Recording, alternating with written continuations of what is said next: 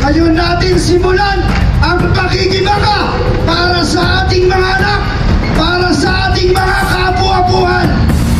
Hahayaan na lang po ba natin na kunin nila ang kaban ng bayan? Doon po sa aming lugarin sa Pasay, ang isang pamilya ay naknakan ng super nagnakaw. Kaya po magkaisa po tayo. Ngayon na po at tamang panahon. Sama-sama tayo.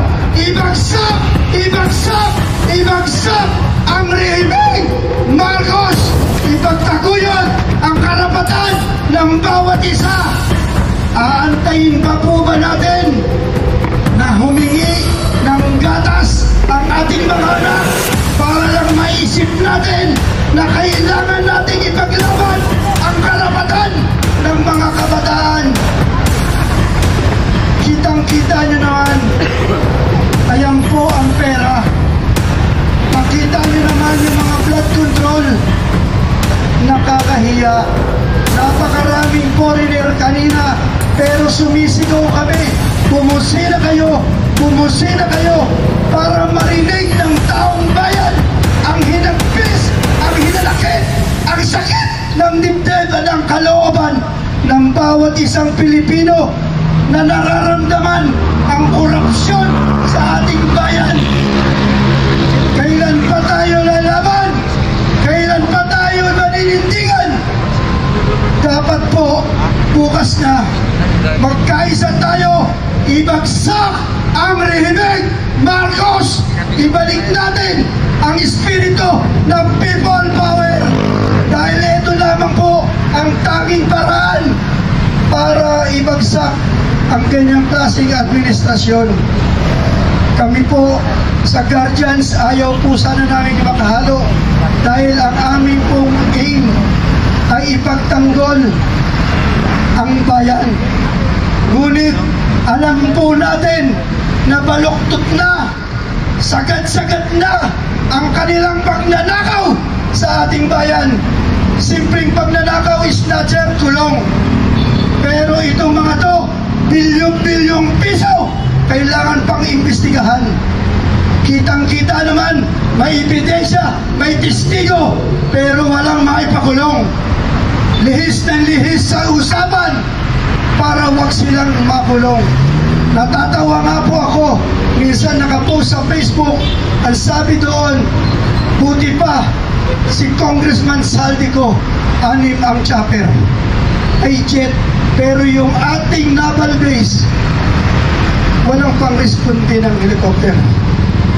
Di po ba nakakainis? Sila-sila na lang ang nakikinabang sa kaban ng bayan. Bumili ka ng tuyo, dati 4 na piraso, 10 piso. Ngayon 2 piso, 2 tuyo, 10 piso. Hindi nyo nararamdaman yan. Hindi yan nararamdaman nila. Tayong mahihirap ang nakakaramdam yan.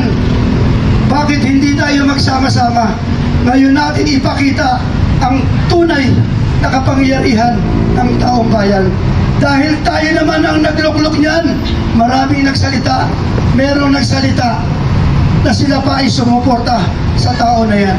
Ganon din po tayo.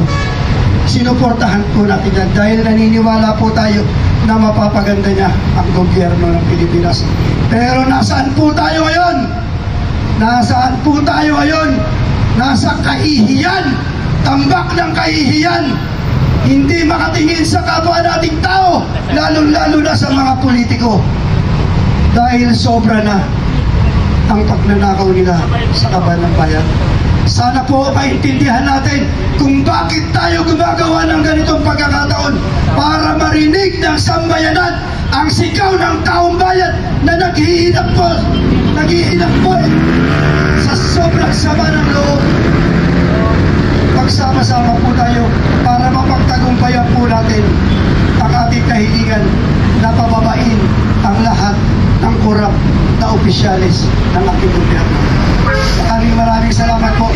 Alipansya po from Pasay, maninindigan kami, kasama kami sa pagbagsak ng rehimeng Marcos. Maraming salamat. Sa pagturok sa imperialista, panahon na at at magkaisang lansagin ang pasista diktadura.